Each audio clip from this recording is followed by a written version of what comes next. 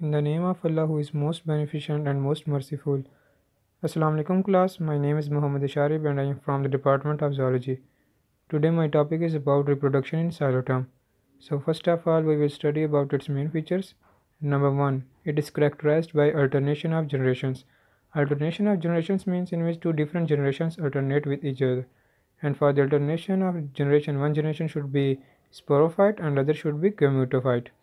Both the spore और gamete producing generations are independent. इसमें दोनों स्पोर और गैमीट प्रोड्यूसिंग जनरेशन जो होती हैं वो इंडिपेंडेंट होती है, किसी पर डिपेंड नहीं करती।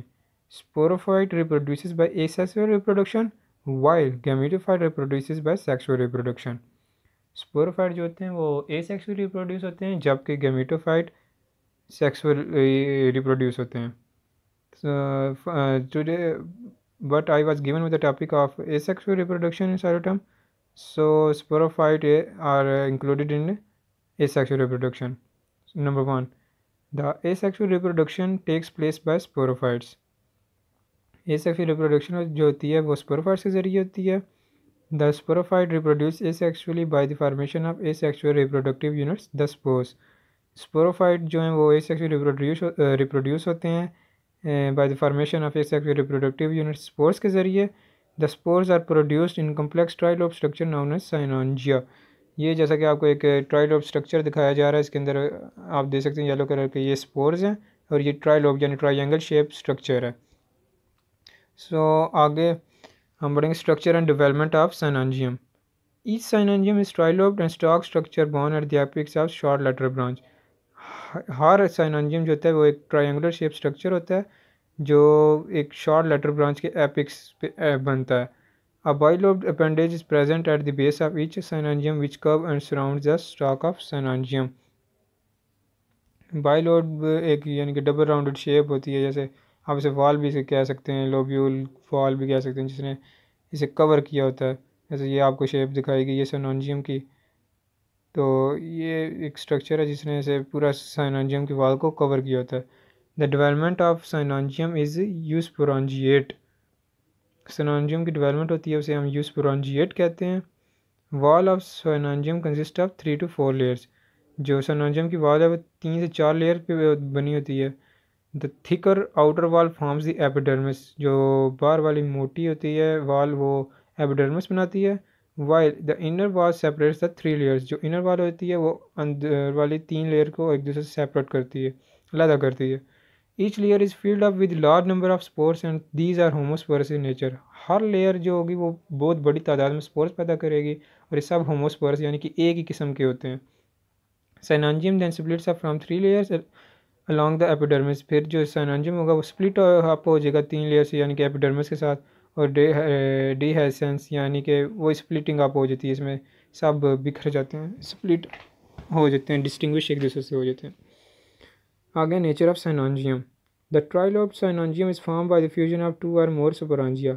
ये ट्राइंगल शेप साइनोजियम होता है ट्राइलोब, ये 2 या 2 से ज़्यादा सुपरांजिया की फ्यूजन से बनता है। The second group of botanist considered as trilocular sporangium. इसमें जो बॉटनिस्ट का दूसरा ग्रुप है वो कहता है ये ट्राइलोक्यूलर है स्ट्रक्चर दोनों का सेम ही है, यानी कि बस उन्होंने नाम चेंज किया, ट्राइलोब्यूलर की जगह उसने ट्राइलोक्यूलर इसे लगा दिया। होते दोनों ट्राइंगल शेप ही हैं, क्योंकि हर साइंटिस्ट अपनी मुख्तलिफ कंसेप्ट देता है। The trilocular sporangium is develop from the, ये भी वही है, यानी कि जो ट्राइलोक्यूलर स्पोरांजियम है ये भी एपिक्स और शॉर्ट लेटरल ब्रांच से डेवलप हुआ है, और ये कहते हैं कि ये कॉलाइन इन नेचर है।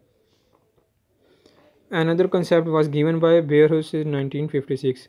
इसका जो एक और कंसेप्ट है वो बेयरहुस ने 1956 में दिया था। According to him each unit in synangium represents a condensed fertile axis. उसके मुताबिक हर जो यूनिट होगी साइनोजियम की वो एक condense fertile axis, fertility means जो चीज़ रिप्रोड्यूस कर सके उसे हम, यानी कि उसके पास एबिलिटी हो रिप्रोड्यूस करने की, उसे हम फर्टिलिटी कहते हैं।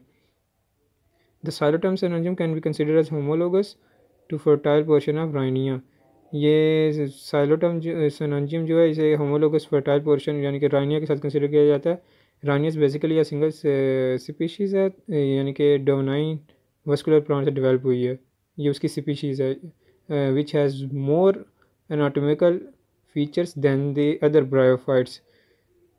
इन which were one arm of dichotomous branch जो होती है, ये क्या लें, इनमें से दो डिफरेंट ब्रांचेस जो होती हैं वो इंडिपेंडेंटली डिस्टिंग्विश हो जाती हैं, यानी कि किसी पे डिपेंड नहीं करेंगे, जिसमें एक फर्टाइल होती है और दूसरी स्टेराइल, यानी कि एक रिप्रोड्यूस कर सकती है दूसरी नहीं कर सकती। The condensation of fertile arm would result in synangium. इसमें जो फर्टाइल कंडेंसेशन होगी ना, यानी कि जो रिप्रोड्यूस कर सकते हैं आम, वो साइनोजियम पैदा करेगी। The flattening of sterile arm would result in bract subtending the synangium. जो फ्लैटरिंग यानी कि स्टीराइल आर्म होगा वो तो ज़ाहिर है वो ब्रैक्ट सबस्टेंडिंग यानी साइनोजियम, वो कोई रिजल्ट नहीं है किस्म का देगा। जो फर्टाइल होगा वो ही सिर्फ देगा। So this is the end of my presentation. I hope you all understand. Okay, thank you very much.